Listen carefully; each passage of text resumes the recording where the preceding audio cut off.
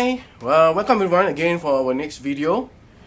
Today we have a special guest from Flying Kick Asia and also a big Zoom user. Let me introduce you to Xiaowei. Hello, Mike. How are you?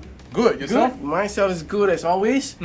So today we're going to do a little bit of the Zoom, which we know that we have the Zoom F8 in the market For quite a couple of years. It was launched in 2015, if I'm not wrong. 2015. So it's about 2.5 years in the market. Well, now And this product actually changed, revolutionized, I would say, the independent film market. Of course, yeah. Yeah. When it actually launched, it came in at a price that actually made professional sound recording for a lot of filmmakers affordable, and therefore in the reach of a lot of independent filmmakers. Right. For everyone's info, Xiaowei is also a very big user of the Zoom F8 and as well as the F4. Yes. Right. Yes. Okay. In fact, the F4 was a big favorite of mine because it's small enough, and I bring it out on our travel gigs all the time. Okay. Yeah. Wow, that's good. So today we have a new product they just launched in the market here, which they call themselves a Zoom F8n. Yes. Yeah. So before we do unboxing, just a little bit from the box that we have it here. Just go through a little bit of the Zoom. The difference between the the F8n and the older F8. Yep. Yeah. So you can see it's like a White. white box. And now Okay, it's F8 all matte black. Actually, it's very well finished. It looks Yeah, I like it because very it polished. looks a bit more, wow, Yeah, Okay. very polished. very polished. Okay, great. So let's do the honor to do the unboxing. Sure. There you go. Oh, maybe you can. Yeah. Okay, so on first inspection of the box, you will still realize that it's still the same layout as the the F4, the F8. Very similar. All right. So I'll just put this aside first. Sure. And now it's printed really nicely Oh, here. I like it. Yeah. Let There you everybody go. See that? The F8n, blah blah blah. Nice. And then wow. there we go. Ta-da! So you have the Zoom F8n inside. Yep. Okay. Let's pull the recorder out first. Oh wow. Very tight That's and very snug. tight. Yeah. Very well packed as usual. And here we have the Zoom F8n. Right. So you can see it's just basically the Zoom F8n over this corner and just the power supply here. You mind if I just Sure. move this You and can see pull this what's out. inside? Alright. No, just manuals. Oh, Gone were the extra accessories that came with the F8 the last time. yeah. So you have the on the F8 it comes with the TAC3. TC3 cable, which is Gone. not inside on the F8n. And of course this one, The camera mount. the camera mount, which is also not included on the F8n. And of course the next one that I don't see make it slightly different from the F8n. I'm going to bring back the F8 here Sure. so you can see that Gone is the battery door at the back. Yeah. See this? So And gone is the battery caddy. Yeah. Yeah. So that's not inside. Remember So I those days of trying to change the batteries and stuff like Yeah. that? They finally heard our core, our And cause. definitely makes the F8n slightly lighter. Alright. So I'll just put this away. And let's go through the little bit of the Zoom F8n. Yes. And also not forgetting, this F8n still comes with standard Cubase and of course wavelet. Oh yeah, that's the No change in terms of the software bundle. Oh, shit, stop that. Okay. Oh, that's the main cover. Yep. So you see that. So you have the. Okay. So the first key difference, in F8 and F8n. So the first difference is the input. So it's a selectable input for your line and mic. Yes, I mean formally on the F8, if you want to send a line signal in, you could only use a TRS cable. And if you want a mic signal, then you are pretty much stuck with the XLR cable. But now, within one port, under the hood, it's been upgraded. The beauty of it is you are not constrained to what cable you want to use to send what kind of signal into your recorder. So there's a lot more flexibility there. So second is the battery caddy. As mentioned earlier, gone is the external, removable battery caddy that everyone seemed to lose along the way on set with, a few million other accessories that you have. Yeah, I mainly use it. I mainly use the battery, the onboard battery, which is what you put here, 8 AA's as a backup supply.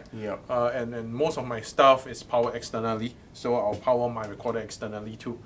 This is just good, just in case someone accidentally yanks your Hirose cable out, which is quite rare. Okay. Or, should your battery, your external battery pack be faulty or something like that, you won't lose connection halfway and power your set down.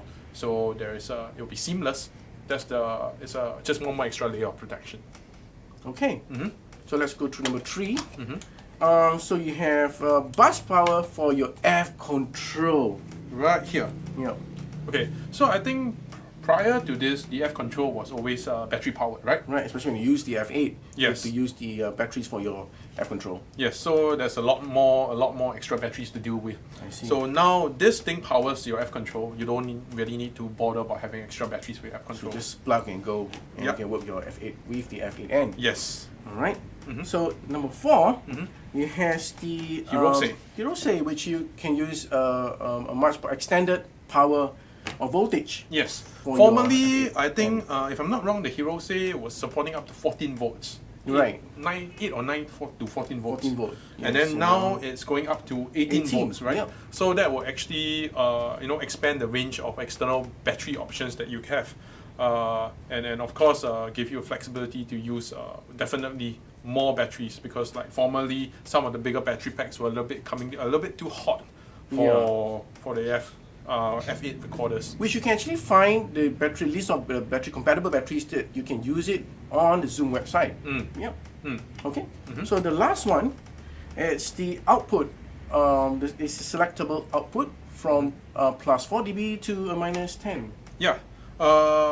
I think this is really useful when it comes to outputting to different cameras, especially with digital cinema cameras. Sometimes you need the extra gain, so you could go with the plus 4, and then all the way down to your smaller cameras like your DSLRs or your mirrorless cameras, where sometimes it's a bit too hot. Yeah, so you could go with the minus 10 output right there. All right.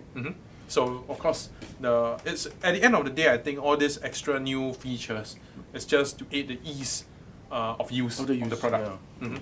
So, Mike, I read recently that there's a new update for the Zoom F8 and the F8n. Yes, it's available now at the Zoom website. And so we're waiting for. Let's check out some of the key features of the new updates. Sure.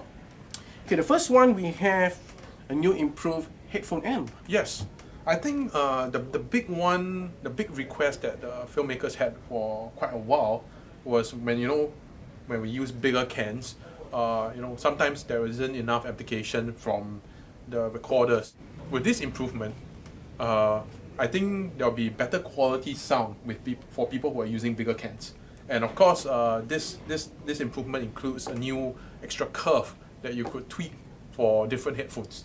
Right. So next is the new UI, or the user interface. Yes, I just previewed this new firmware update, and what it looks now is there's a new mix screen, so it's a lot cleaner, and it's a lot easier to look at your mix. Yeah, it's definitely easier for you to do your navigation, I'm sure. Yeah. Right. Okay, so thirdly, we have the Look Ahead Advanced Limiter. I think this is a very interesting feature that Zoom has given us. What it actually does is it actually records a delayed recording from the signal.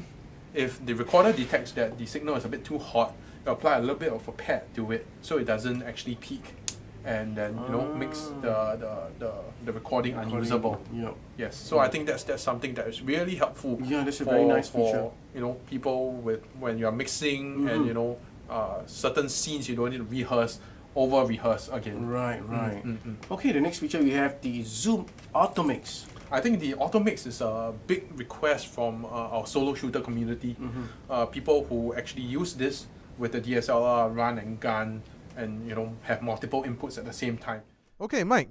Yo. Okay, Yes. so now we are testing this feature Yep. called the Automix. Mhm. Okay, Notice now that the auto mix is not off, Yep, and then you see a lot of things going on the screen. yes. So you see when you're talking, Uh-huh. you notice that your sound is Yes, bleeding into bleeding to mine, yours. mine is Yeah, bleeding into yours. So there's Yep, no yep. mix feature lah. So let's say you're a solo shooter, you won't have the enough fingers to hit this right. Right? Okay, so now I'll cut this, okay, and then we'll go into the menu under input auto mix and turn on the auto mix for input 1 and input 2. That's where both your mic and my mic is on. Okay, okay, there we go, and then we're back at the mix screen. All right. Okay, I'll hit record again, and Okay. you notice that it's a lot cleaner. Yep, Yeah. you see my signals going down if I'm not talking, and same as yours. Yes, and then significantly, even if we talk over each other, there isn't so much of a bleed. Bleeding, Yes. it's not cutting through to the next track. Yes. So I think this is a classic example of how auto mix is working. Yeah, this is really good for people who wants to do quick, one person kind of thing. Yes, your run everything. and gun operation and stuff like that. So the interesting thing about this feature is it allows you to just concentrate on your picture and not worry too much about sound, as the back end will take care of this mixing altogether. Right. So the next feature is the new improved time code precision.